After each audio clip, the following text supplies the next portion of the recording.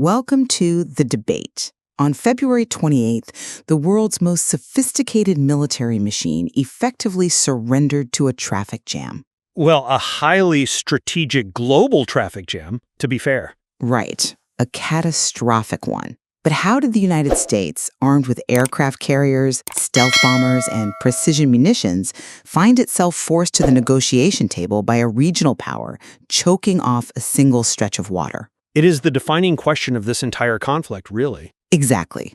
We are looking at a geopolitical landscape that frankly upends centuries of conventional military doctrine. And to understand how this happened, we are drawing on a brilliantly argued, profoundly elegant essay titled The Price of Futility, From Fury to Fragile Accord. It was written by Sami Allah Malik. A fantastic piece of analysis. It really is. He dissects the recent memorandum of understanding between U.S. President Donald Trump and European President Masoud Pezeshkian, and he raises a fundamental question. In modern global conflicts, has economic leverage and geographic choke point control finally surpassed conventional military might? Which is a bold claim. It is. But looking at the complete paralysis of global markets when Iran closed the Strait of Hormuz, I think the answer is a resounding yes.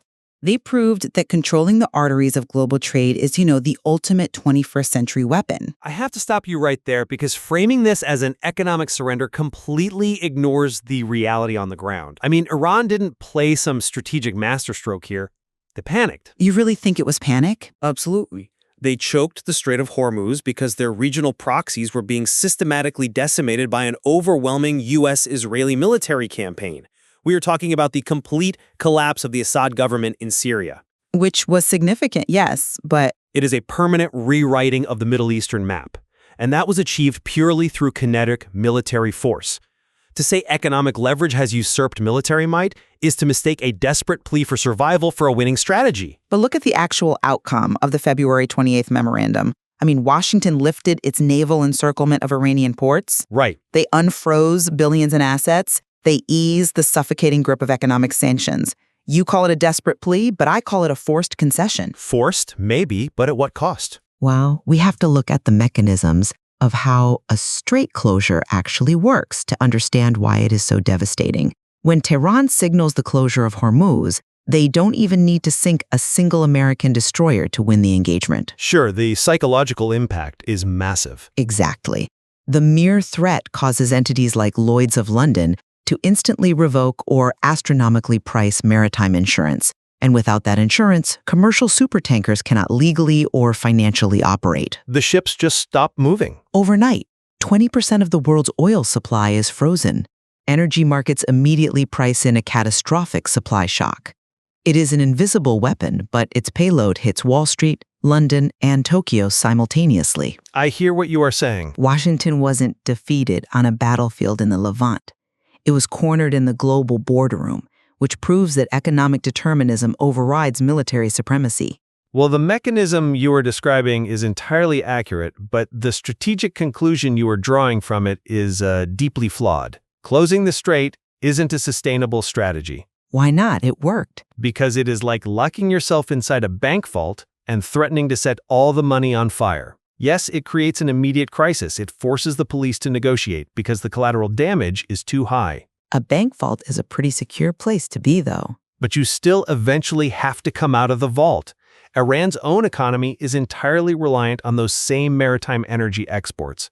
By blocking the strait, they effectively embargoed themselves. Right, it was a mutual freeze. Exactly. When negotiators scrambled back to the table on February 27th to allow vessels through, that wasn't Washington waving a white flag. That was a mutual recognition of geopolitical, mutually assured destruction. So you see it as a draw. Iran pulled the emergency brake on the global economy. But pulling an emergency brake doesn't mean you have won the race. It just means you have stopped the train before it crashes. Even if we accept the bank vault analogy, the fact remains, when they opened the vault door on February 28th, their demands had been met. Some of them. The U.S. naval encirclement was gone. The economic chains were loosened. You say military primacy remains the bedrock of international power. If that is true, why did absolute air superiority fail to achieve its primary stated objective? Which was? The goal of the U.S.-Israeli campaign was regime transformation in Tehran. The bombs fell, the sorties were flown, but the state did not fracture. No, it didn't fracture, but it was severely weakened. They delivered what Sami Ulamalik rightly calls fleeting tactical gains upon the field, yet an absolute absence of fulfillment in ultimate purpose. If the most advanced military coalition in human history cannot shatter a heavily sanctioned state, then the traditional arithmetic of military power is just broken. But keeping that economic emergency brake pulled comes at a massive existential cost. While Iran was busy looking outward at the oceans, leveraging the strait, the ground beneath their feet in the Levant was crumbling. You are talking about Syria? Yes, let's talk about the actual terrestrial realities of this conflict. Specifically, the complete collapse of the Assad regime in Syria. You cannot measure military success purely by whether the capital city of the adversary falls. I agree, but Air superiority systematically dismantled a logistics network that took decades to build. Israel and the United States erased the command and control nodes connecting Tehran, Damascus, and Beirut. they did inflict heavy damage. I will give you that. Heavy damage. The so-called axis of resistance lost its most crucial territorial anchor. You cannot close a maritime strait to save an allied government from collapsing under the weight of precision munitions. That is the raw, undeniable currency of hard power. I see why you think the collapse of Damascus is the ultimate trump card for the military argument. But let me give you a different perspective on how we measure strategic endurance. All right, go ahead. You are focusing on the tactical loss of a proxy government, but you are dismissing the strategic cost of how Israel and the U.S. achieved it. Look closely at the provisions of the MOU regarding Lebanon. Right. Israel demanded and received unfettered military freedom in Lebanese airspace. Exactly. Operational autonomy. A clear military victory. But at what political cost? By insisting on the right to fly sorties over sovereign Lebanese airspace indefinitely, Israel is walking into a classic security dilemma. How so? They secured their northern border. Temporarily, winning the airspace is creating profound fissures in their relationship with Washington. It transforms tactical dominance into strategic isolation. The conceit of strength cannot indefinitely conceal the absence of prudence. I think isolation is a strong word. Their absolute military supremacy is perceived regionally as an ever-present existential threat, which only ensures the cycle of violence continues. And look at the domestic reverberations. Benjamin Netanyahu's authority is fundamentally shaken.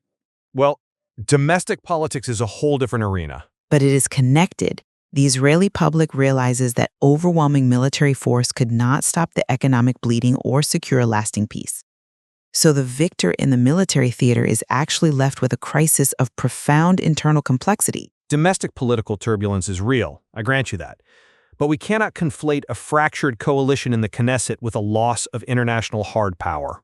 They are deeply intertwined, though. Netanyahu's political fortunes may wane, but the Israeli Air Force remains entirely intact and the Syrian government is gone. That is the brutal reality. Foreign policy failures often return home as agents of internal instability, sure, but the geopolitical board has been permanently reset by force. Reset, perhaps, but not resolved. And that brings us to the core of why military might fail to achieve total victory. I wouldn't say it failed. It failed because it fundamentally misunderstood what sustains a nation.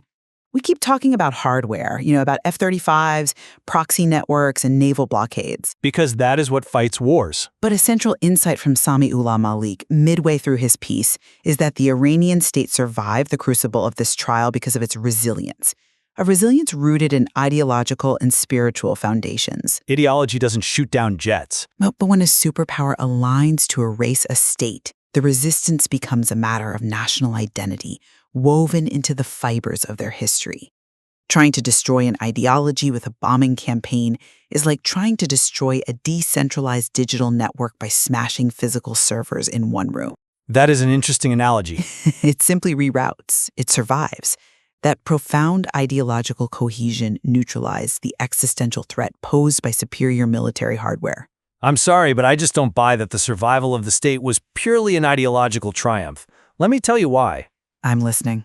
Ideology provides cohesion, yes, it gives a populace the stamina to endure sanctions and airstrikes, But ideology is not the true center of gravity in this conflict, and it certainly wasn't what forced Donald Trump to sign an MOU on February 28th. Then what was it? The ultimate overarching shadow here, the genuine leverage, is the nuclear program. Which remains completely unresolved by the military campaign. It remains unresolved because it is fundamentally a hard power, military issue that neither side wanted to push to the absolute brink. Right. The nuclear program is poised uneasily between strategic balance and the principles of global nonproliferation. It is the very thing that elevated Iran to the rank of a consequential actor, and it is what summoned the specter of war in the first place. Absolutely, it is the subtext to everything. This entire conflict, from the proxy battles in Syria to the naval standoff in the Persian Gulf, was fought under a nuclear umbrella. The reason the U.S. and Israel did not push for total, catastrophic regime change, the reason they accepted the fleeting tactical gains you mentioned, is because the risk of accelerating a nuclear breakout was too high. That is hard power deterrence in action. But doesn't the very existence of that nuclear shadow perfectly support my argument about the shifting nature of power? How do you figure? Look at the sheer efficiency of it. Iran has managed to leverage the mere potential of that program, combined with the reality of their geographic control over the strait, to force a superpower to ease sanctions and lift blockades. Well, potential is still a form of military power. But they haven't dropped a nuclear weapon. They don't even claim to possess a militarized one. Yet the strategic leverage it provides on the negotiating table is immense. Because the threat is credible. They fought a battle of psychology, of economic pressure, of calculated ambiguity. They transformed their geographic peril into an economic weapon, proving that you do not need to match a superpower jet for jet if you can control the economic oxygen they breathe. But leverage is a hollow concept without the credible threat of physical force backing it up. The deficit of trust that defines the Trump-Pezeshkian MOU exists precisely because both sides know that if the geopolitical balance fails, military force remains the final brutal arbiter. I agree the threat of force is there, but You mentioned that Iran didn't have to match the U.S. jet for jet. They didn't.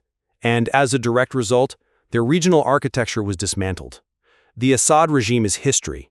The proxy networks are severely degraded. true, they paid a heavy price territorially. For Tehran, preserving the balance between the aspiration for economic recovery and the imperative of ideological constancy was an incredible tightrope walk. But they only walked that tightrope because the alternative, a war of total annihilation, led by American and Israeli air power, was physically unsurvivable. The February 28th Accord is merely a provisional bridge. It is not an economic victory, it is a reckoning deferred. A reckoning deferred, perhaps, but a reckoning that Washington was forced to defer specifically because of the global supply chain. The battlefields of tomorrow are not going to be confined to borders or defined by terrestrial proxy wars in places like Lebanon and Syria. You think geography is obsolete? I think it extends to the arteries of trade and energy. When the Iranian leadership closed the strait, they weaponized the global economy. The resulting MOU was an admission by the United States that the cost of asserting military dominance had become economically prohibitive. It certainly reached a threshold. Exactly.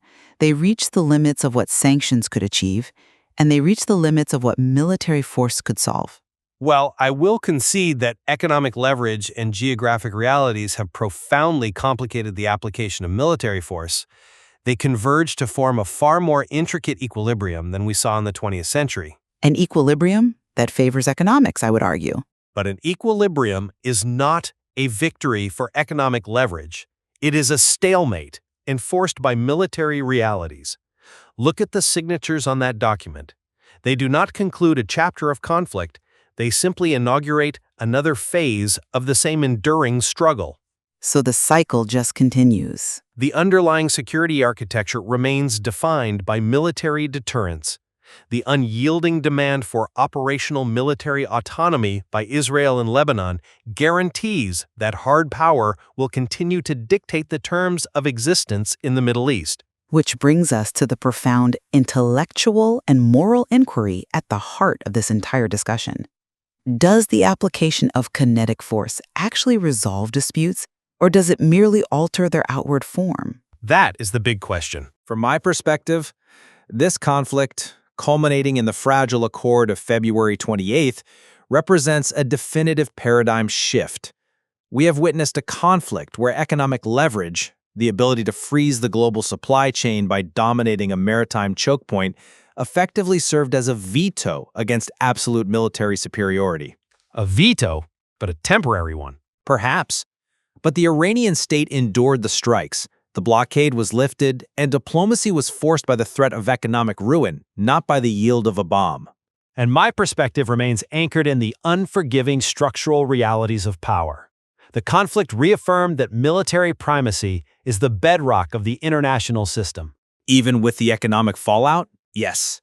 Economic maneuvers, like manipulating the Strait of Hormuz, can inflict severe, acute pain. They can force a fragile, temporary pause in hostilities. But the permanent alterations to the geopolitical map, the fall of the Assad regime, the degradation of proxy networks, the assertion of air dominance, demonstrate that the ultimate survival of states still relies entirely on military deterrence. It is a sobering way to look at it. The accord is a transient pause, dictated by the absolute physical limits of what both sides could endure under the threat of force. Well, I think where we absolutely converge and where the source material is unequivocally clear is that this memorandum of understanding is not a final piece. It is a threshold. Oh, it is a profoundly fragile truce.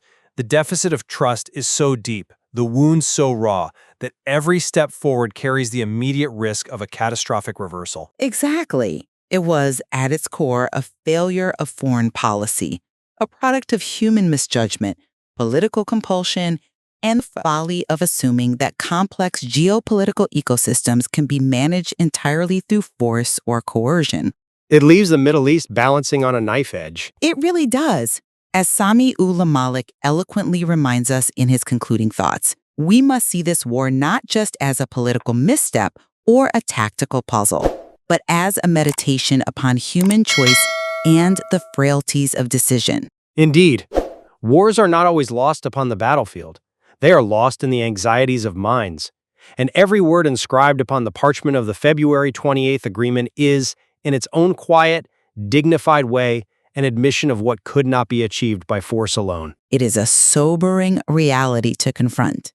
The intricate balance between economic leverage, ideological resilience, and military power will undoubtedly define the future of international relations. Absolutely. But we are left with the haunting final thought from the essay, a question that lingers long after the dust of conflict settles, and one we leave our listeners to ponder today. If the end was destined to be thus, why was the beginning ever undertaken?